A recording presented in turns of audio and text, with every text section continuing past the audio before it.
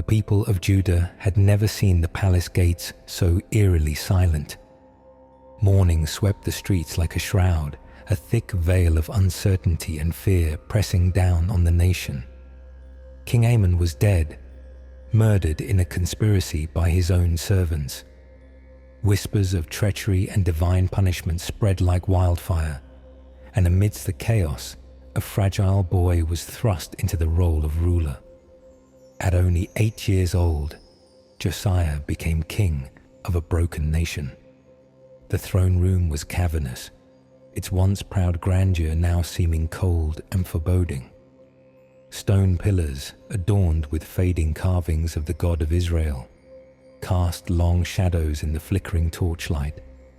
At the center of it all sat the boy king, his feet dangling from the edge of the ornate throne. The crown atop his head gleamed in the dim light, too large for his youthful frame. He looked out at the assembly of elders and advisors who had gathered, their faces masks of skepticism and doubt. How could a child possibly lead Judah out of its decay? "Your Majesty," an elder began, his voice carefully measured, "we grieve with you in this time of loss, but Judah is in need of strong leadership. Our people are restless, divided. The temple lies in ruins, and the hearts of the nation have turned to other gods, Baal, Asherah, Molech. These false idols now stand where the Lord's name was once revered. How will you guide us through this darkness?" The boy said nothing at first, his small hands gripping the arms of the throne. His dark eyes scanned the room, taking in the sea of faces before him. Men old enough to be his grandfathers, warriors with battle scars, priests who had long since abandoned their devotion to the Lord. He felt their doubt, their condescension. And yet, deep within him, a spark began to flicker. That night, long after the court had dispersed, Josiah stood at the balcony of his chambers. The city stretched out below him, bathed in the pale glow of the moon. Smoke rose from countless altars, offerings to gods Josiah had been taught to revere as a child. Statues of Baal loomed over the city squares, their monstrous forms a stark reminder of how far Judah had fallen from the covenant of their ancestors. Josiah's heart was heavy. He thought of his father, Amon, who had embraced the idolatry of the people, and his grandfather, Manasseh, whose reign had been marked by bloodshed and desecration.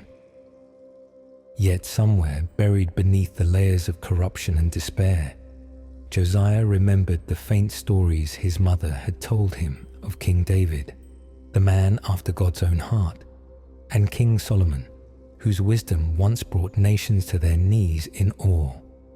Could Judah ever find its way back to that glory? He knelt on the cold stone floor, his small hands clasped tightly together.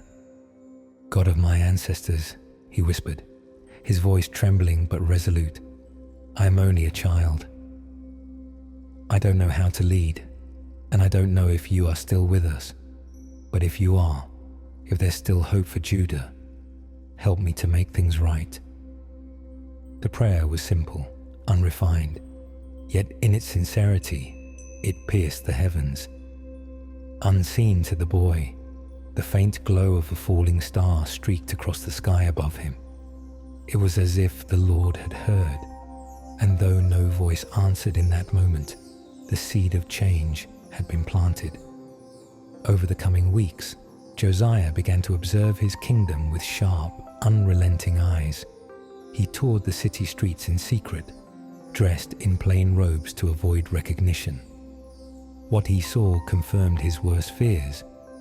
Children playing near the altars of Molech, merchants selling carved idols in the temple courtyard, and priests offering sacrifices to Baal with calloused indifference. The people had lost their way, and Josiah knew that without divine intervention, they were doomed.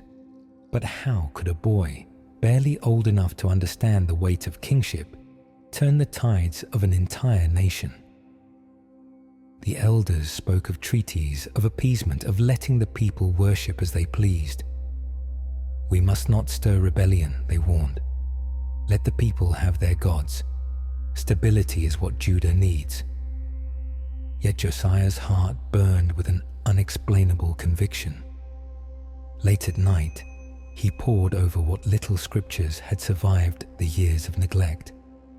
Fragments of the Torah, hidden away in the depths of the temple, spoke of a covenant between the Lord and his people, a covenant that promised blessings for obedience and curses for rebellion.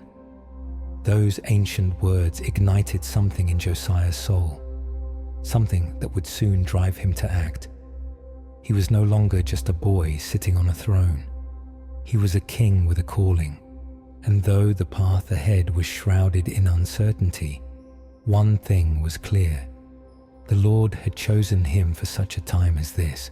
The whispers in the palace grew louder as weeks turned into months.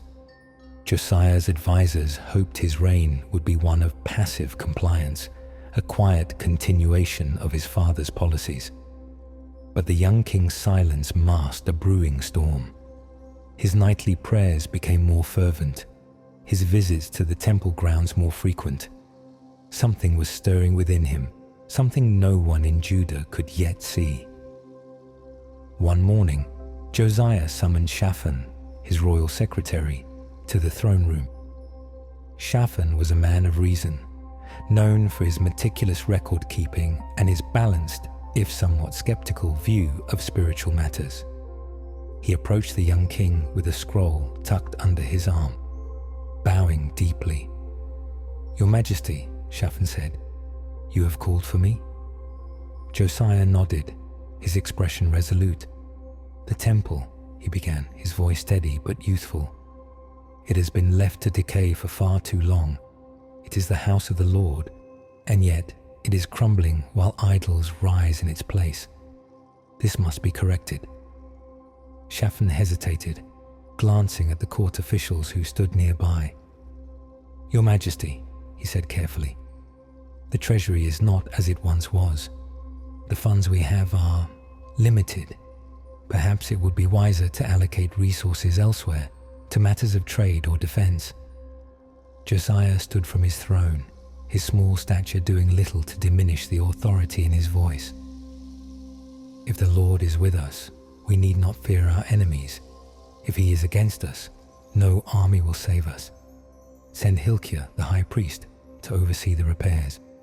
I want the temple restored." The court fell silent, the weight of the king's words hanging in the air. Shaphan bowed again, his expression unreadable. "As you command, Your Majesty." The days that followed were a flurry of activity. Stones were hauled from nearby quarries, carpenters set to work repairing the rotting beams, and laborers cleared the rubble that had piled up over the years. Josiah visited the site frequently, his presence a quiet but powerful reminder of his determination. It was during one of these visits that Hilkiah approached him, his face pale and his hands trembling. "Your Majesty," the high priest said, bowing low, "we have found something." Josiah frowned, his curiosity piqued. "What is it?" Hilkiah held up an ancient, dust-covered scroll. "The Book of the Law," he whispered, his voice trembling with awe. "It was hidden in the temple, buried beneath the rubble. It contains the words of Moses, the covenant between the Lord and his people." The king's heart raced as he took the scroll from Hilkiah's hands. The edges were frayed, the ink faded, but the power of the words was undiminished. He unrolled it carefully, his eyes scanning the text. "Read it to me," Josiah commanded, his voice barely audible over the pounding of his heart. As the words filled the air, Josiah felt as though the temple itself was alive, the very stones resonating with the truth of the scriptures. The curses for disobedience were terrifying in their clarity. Famine, defeat, exile. But the blessings for faithfulness, peace, prosperity, divine protection were equally profound. Tears filled Josiah's eyes as he listened. He thought of the idols that littered the city, the corruption that had seeped into every corner of Judah's society. He thought of his own father and grandfather, who had led the people so far astray. The weight of the nation's sins seemed to crash down upon him, and in that moment, Josiah knew what had to be done. That evening, the king gathered his advisors and elders in the great hall. The ancient scroll lay on a table before him, its presence commanding the attention of everyone in the room. "This," Josiah said, his voice firm despite the lump in his throat, "is the word of the Lord. It has been forgotten, buried beneath the rubble of our sins, but no longer. From this day forward, we will honor this covenant. We will cleanse Judah of its idols and return to the path of righteousness." The advisors exchanged uneasy glances. Some nodded in reluctant agreement, while others looked away, their faces pale. The implications of Josiah's declaration were enormous. To challenge the entrenched idolatry of Judah was to invite resistance, possibly even rebellion. But the boy king was undeterred. "We begin tomorrow," he said, his voice like steel. "The altars will be torn down, the idols destroyed. Judah will return to the Lord, even if it cost me my throne." The morning sun rose over Jerusalem, casting its golden light across a city that had long forgotten its covenant with God. But on this day, the streets were alive with the clang of hammers and the crack of wood splitting. Josiah's decree had set the nation into motion, and the boy king himself led the charge. Accompanied by a small group of trusted advisors, priests, and soldiers, Josiah moved through the city like a man on a mission. Their first stop was the Valley of Hinnom, a desolate place that had become infamous for its horrors. Here, parents had sacrificed their children to the god Molech, their cries mingling with the roar of flames. Josiah stood before the towering altar, his face pale but resolute. "This abomination ends today," he declared, his voice steady despite his youth. With a wave of his hand, the soldiers began their work.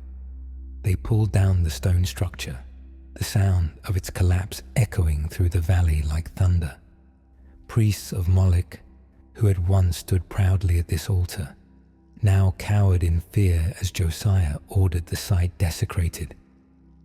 Ashes were scattered, bones of the dead exhumed and burned, rendering the valley a place of permanent defilement.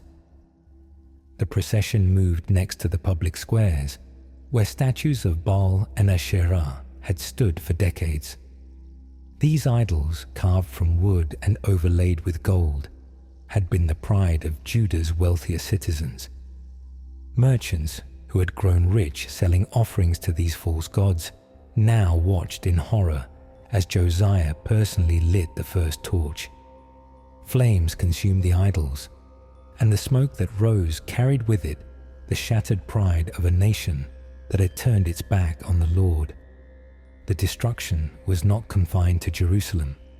Josiah's zeal drove him to travel throughout Judah, tearing down high places of worship in cities, villages, and mountaintops. The journey was grueling, and resistance was inevitable. In Lachish, a group of townspeople gathered with weapons, blocking Josiah's men from destroying their altar to Asherah. "These gods protect our harvests," one man shouted, raising his sickle. "Without them, we will starve." Josiah dismounted his horse, walking directly into the crowd. Though only 16, he carried himself with the authority of a man twice his age. "The Lord is the one who sends the rain and makes the fields grow," he said, his voice calm but firm. "Your gods are nothing but wood and stone. They cannot hear you, they cannot see you, and they cannot save you." The crowd murmured, uncertain. Josiah raised his hand, signaling to his men. The altar was toppled, the statues smashed to dust. Some wept, others cursed the young king under their breath, but no one dared lay a hand on him. By the time Josiah returned to Jerusalem, the nation's landscape had changed. The high places that once dotted the hills were no more. The altars that had stood in defiance of the Lord's commandments were piles of rubble. But Josiah knew that breaking the physical idols was only the first step. The hearts of the people had to change as well. One evening, Josiah called for Hilkiah, the high priest, to meet him in the newly restored temple. The walls had been repaired, the sacred lampstands polished to a gleaming gold, and the air was filled with the scent of freshly prepared incense. Yet Josiah's gaze was fixed on the altar in the center of the room. "Hilkiah," he said, his voice tinged with both hope and urgency, "we have done much to cleanse this nation, but the people still waver. Many of them perform the rituals, but their hearts are far from God. How do we bring them back?" Hilkiah bowed his head in thought. "Your Majesty," he said slowly, "the people need to hear the words of the covenant. They need to know what the Lord has commanded and what he has promised. The book of the law must be read aloud, not just to the priests, but to every man, woman, and child in Judah." Josiah nodded. "Then that is what we will do." The following week, a great assembly was called. People from every corner of Judah filled the courtyards of the temple, their faces a mix of curiosity and apprehension. Some had traveled for days, bringing their families and neighbors with them. At the center of the crowd stood Josiah, holding the ancient scroll in his hands.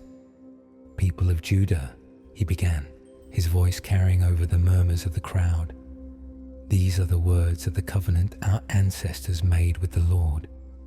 Words we have forgotten, but words we must now remember." As Josiah read, the atmosphere shifted. The blessings and curses of the covenant were laid bare, and many in the crowd wept openly. Farmers, merchants, soldiers, and nobles alike fell to their knees, their hearts pierced by the realization of how far they had strayed. The weight of generations of sin seemed to hang in the air, and yet, amidst the sorrow, a spark of hope began to grow. Josiah finished the reading, his voice steady despite the emotion in his eyes. "Today, we renew our covenant with the Lord.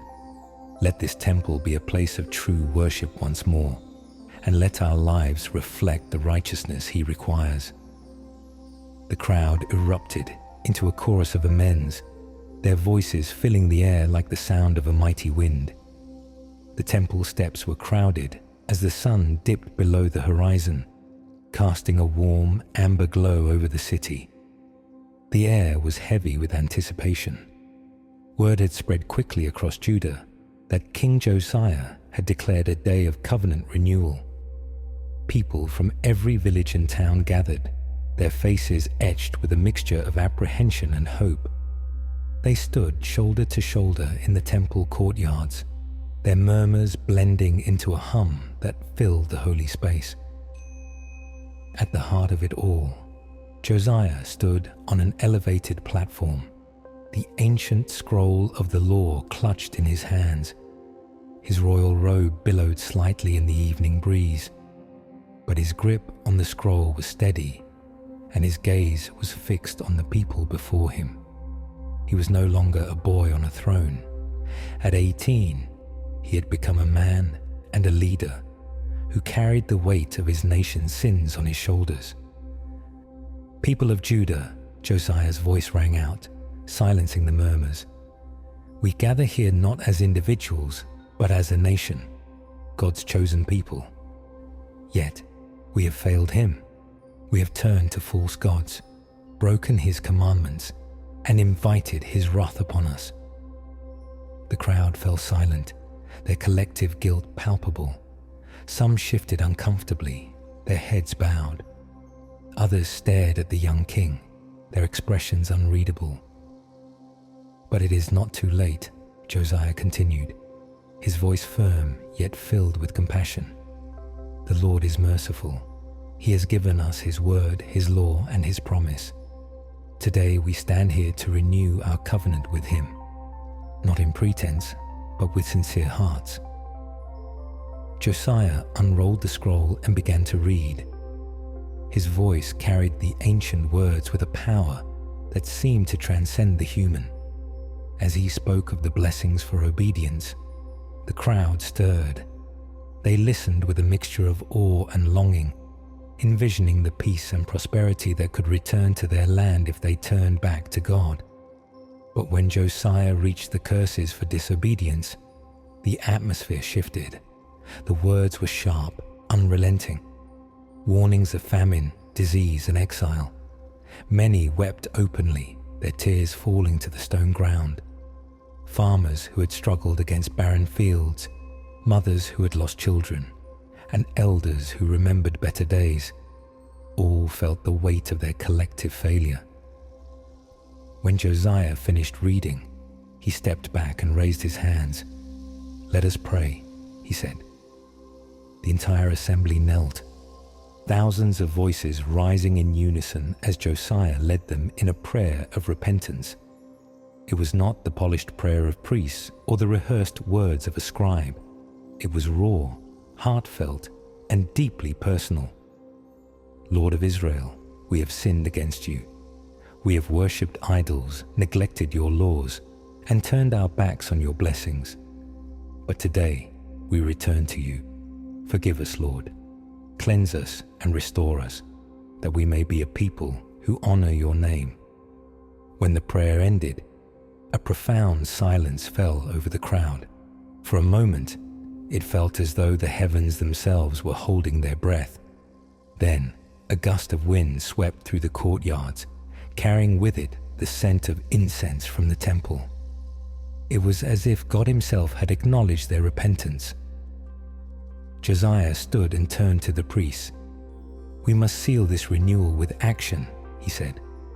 "Offer sacrifices on behalf of the people. Let the blood of the lambs remind us of the cost of our sins and the mercy of our God." The priests hurried to obey, and soon the temple was alive with the sound of offerings being prepared. The smoke of burnt sacrifices rose into the night sky, mingling with the prayers of the people. As the ceremonies continued, Josiah walked among the crowd. He spoke with farmers, merchants, and soldiers, urging them to hold fast to the covenant. "This is not just for today," he said. "It is for your children and their children. Teach them the ways of the Lord, so they may not repeat our mistakes." In the days that followed, Josiah issued decrees that solidified the nation's return to God. He commanded that the Passover, a festival that had not been properly observed for generations, be celebrated in accordance with the law. The entire nation participated, from the youngest child to the eldest grandparent, in what became one of the most joyous and sacred events in Judah's history. For the first time in decades, the people of Judah felt united, not by fear or necessity, but by faith. And at the center of it all was Josiah, the boy who had become a king, the king who had become a servant of God. The streets of Jerusalem were alive with celebration as the Passover drew near. For the first time in generations, the people of Judah prepared for the sacred festival with genuine devotion, their hearts aligned with the laws of the Lord. Families gathered to clean their homes, removing every trace of leaven, a symbolic act of purification. Fathers taught their children the significance of the Lamb, whose blood had once marked the doorposts of their ancestors, sparing them from death in Egypt. At the temple, preparations were in full swing. Priests worked tirelessly, their white garments spotless, despite the endless procession of sacrifices. Josiah was among them, not as a distant monarch observing from a throne, but as a servant of the Lord, directing the work and ensuring every detail was done according to the law. "This is how it must be," he told Hilkiah, the high priest, as they stood together on the temple steps. "Not just today, but every year. The people must remember who they are and who their God is." The Passover was unlike anything Judah had seen in centuries. Tens of thousands of lambs were sacrificed, their blood a reminder of the covenant that bound the nation to God. The aroma of roasted meat filled the air, mingling with the scent of incense. Families gathered in the streets and courtyards, sharing meals and recounting the stories of their ancestors' deliverance from Egypt. But Josiah's work was far from over. Though the idols had been destroyed and the covenant renewed, the young king knew that the real battle was for the hearts and minds of the people. He traveled across Judah, visiting cities and villages, teaching the law and encouraging the people to live by its precepts. In the city of Bethel, Josiah stood before a crumbling altar that had been built during the reign of Jeroboam, the king who had led Israel into idolatry centuries earlier. The altar, though abandoned, was a powerful symbol of rebellion against God. Josiah ordered it torn down and burned, scattering its ashes in the nearby valley. As the work was being done, an elderly man approached Josiah, his weathered face lined with both awe and sorrow. "Your Majesty," the man said, bowing low, "do you know what this place is?" Josiah nodded. "It is a place of sin, where our ancestors turned their backs on the Lord." The old man shook his head. "It is more than that. This is the altar of Jeroboam, yes, but it is also the place where the prophet of God declared that a king named Josiah would one day destroy it. That prophet spoke those words hundreds of years ago, and now they are fulfilled." Josiah's breath caught in his throat. He had heard of the prophecy but never imagined it would be tied so directly to his name and actions. "The Lord's plan is greater than I can comprehend," he murmured, his voice trembling with humility. The fulfillment of the prophecy only deepened Josiah's resolve. He returned to Jerusalem with a renewed sense of purpose, determined to ensure that the reforms he had enacted would last beyond his reign. He strengthened the priesthood, re-established the proper divisions of Levites, and commissioned scribes to copy the law so it could be distributed throughout the land. But Josiah knew that no human effort could fully guarantee the faithfulness of the people. He spent long hours in prayer, asking the Lord to guide Judah and protect it from the temptations that had led them astray in the past. Despite his young age, Josiah's wisdom and righteousness earned him the respect of his people and the admiration of neighboring nations. Envoys from far-off lands came to Jerusalem, not to make war, but to learn from the king who had restored a nation's faith. Yet, amidst the successes, Josiah remained keenly aware of the fragility of human devotion. "The hearts of men are like the wind," he once told Shaphan, his secretary. "They shift and change, easily swayed by whispers and shadows. Only the Lord is unchanging, and only He can hold us steady." Years passed, and Josiah's reforms became the foundation of a renewed Judah. The people walked in obedience to the Lord, and the land flourished. Crops yielded abundantly, the borders were secure, and peace reigned over the kingdom. But Josiah never grew complacent. He knew that faithfulness required vigilance, and that the battle for righteousness was never truly over. One evening, as Josiah stood on the balcony of his palace, overlooking the city he had worked so hard to restore, he reflected on the journey that had brought him here.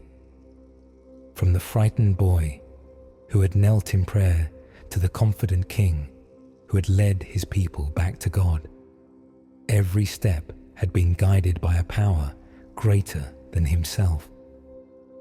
"The Lord has been faithful," he whispered to the stars, his voice carried away by the night wind. May we remain faithful to him. The years of Josiah's reign were marked by peace and prosperity.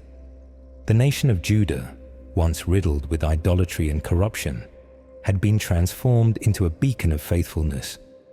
The temple thrived, the festivals were celebrated with renewed fervor, and the people's hearts seemed, at least outwardly, aligned with the Lord's commandments. Yet Josiah, now in his mid-30s, knew that faithfulness would always face tests, sometimes in ways that even the righteous could not foresee. Beyond Judah's borders, dark clouds were gathering.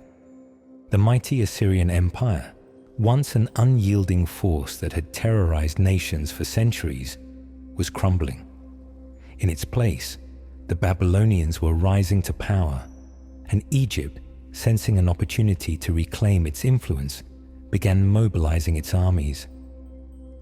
Though Judah had been spared the immediate effects of these geopolitical shifts, the storm was drawing closer. One fateful day, messengers arrived at the palace gates, their faces lined with urgency. "Your Majesty," the chief messenger said as he knelt before Josiah, "Pharaoh Necho of Egypt marches north with his armies. He claims to be passing through Judah to join forces with Assyria against Babylon. He requests safe passage." Josiah's brow furrowed as he listened. The notion of Egypt aligning with Assyria troubled him deeply. Assyria had been the oppressor of God's people for generations, and Josiah could not reconcile aiding a campaign that might strengthen such a wicked power. "What does the Lord require of us?" Josiah asked Hilkiah that evening, pacing the royal chambers. "We have cleansed the land and renewed the covenant. How can we now stand by and allow the oppressors of God's people to march through our land unchallenged?" Hilkiah hesitated. "Your Majesty, the scriptures teach us to seek the Lord in times of uncertainty. Perhaps this is a test of our faith." Josiah nodded, though his heart was troubled. He withdrew to the temple to pray, seeking clarity from the God who had guided him so faithfully in the past. The night passed in silence, and no divine word came. By morning, Josiah's resolve was set. "We cannot allow Pharaoh to pass through," he declared to his advisors. "To do so would be to align ourselves with wickedness. We will meet him at Megiddo." The decision shocked the court. Judah had not faced a battle in decades, and Pharaoh Necho's army was far larger and more experienced. Yet Josiah's determination inspired his people. Soldiers rallied under his command, ready to defend their land and their God. The armies met in the plains of Megiddo, a site that had seen countless battles throughout history. Josiah, clad in his armor, rode at the head of his troops. Though he was a king, he did not stand apart from his men. He fought alongside them, his sword flashing in the sunlight as he led charge after charge against the Egyptian forces. But even the bravest heart cannot always overcome the tide of fate. In the chaos of battle, an Egyptian archer loosed an arrow that struck Josiah. The king fell from his chariot, blood staining his armor. His men rushed to his side, carrying him from the battlefield as the fighting continued. "Take me back to Jerusalem," Josiah whispered, his voice weak but steady. The journey was agonizingly slow. As the caravan entered the city gates, the people of Jerusalem lined the streets, their faces stricken with grief. They had come to love their king, not just for his reforms, but for his unwavering dedication to the Lord and his people. Josiah was carried into his chambers, where Hilkiah and Shaphan stood waiting. The high priest knelt beside the king, his hands trembling as he prayed. "Do not mourn for me," Josiah said, his voice barely audible. "The Lord has been good to me all my days. I have seen his hand at work in Judah, and I know he will not abandon his people." As the sun set over Jerusalem, Josiah's life slipped away. The nation plunged into mourning, their grief compounded by the fear of an uncertain future. The Chronicles of Judah would record Josiah as one of the greatest kings to ever sit on David's throne.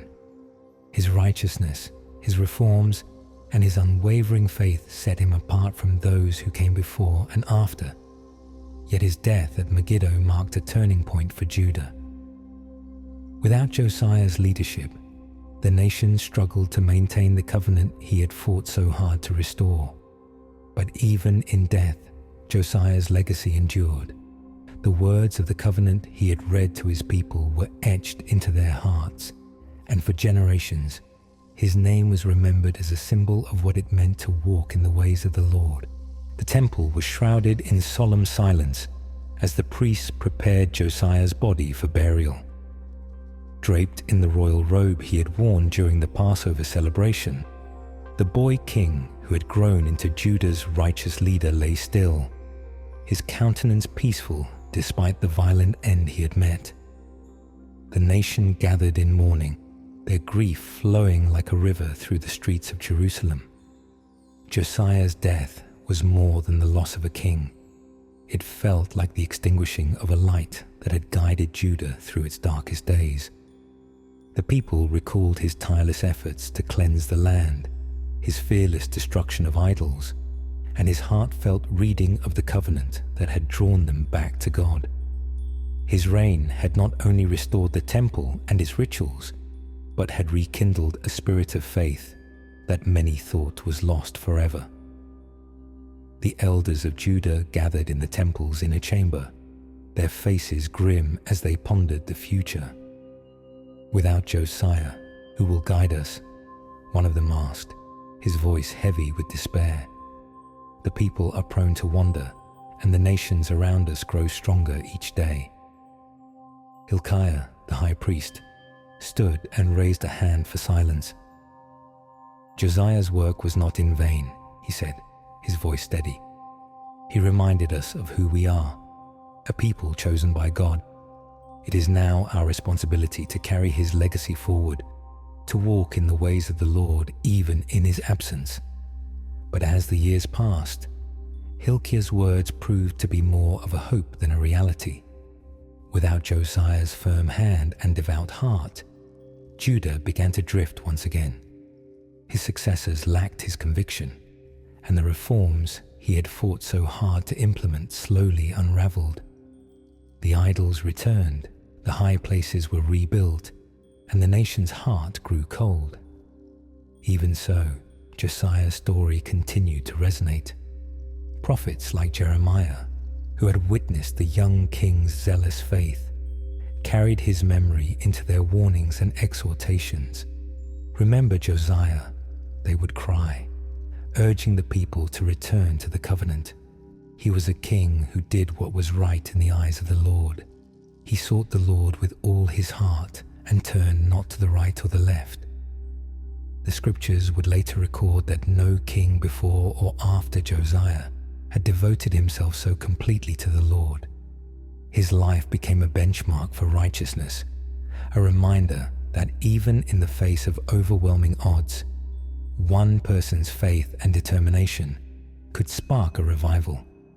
For those who followed, Josiah's legacy served as both inspiration and warning. He demonstrated that true leadership requires not only courage, but also unwavering devotion to a higher purpose. Yet his untimely death and the subsequent decline of Judah showed the fragility of human efforts when not continually upheld by the collective will of the people. Centuries later, as exiled Jews sat by the rivers of Babylon, they spoke of Josiah. His name became a symbol of what could have been, a vision of a nation that honored God in every facet of life. And even as they mourned their lost kingdom, they found hope in the memory of a king who had once brought them back to the Lord. The lesson of Josiah is one of faith and action. It is the story of a young boy who rose against all odds to become a beacon of righteousness in a world steeped in sin. It reminds us that even the smallest acts of obedience can ripple outward, creating waves of change that echo across generations. And so, Josiah's story ends not with despair, but with a challenge to live with the same fervor, to fight with the same zeal, and to trust with the same unwavering faith. The story of Josiah teaches us that righteousness requires both courage and persistence. Even when surrounded by corruption, a single individual can ignite a movement that brings others back to truth. As Josiah himself said, "The hearts of men are like the wind. They shift and change, but the Lord is unchanging.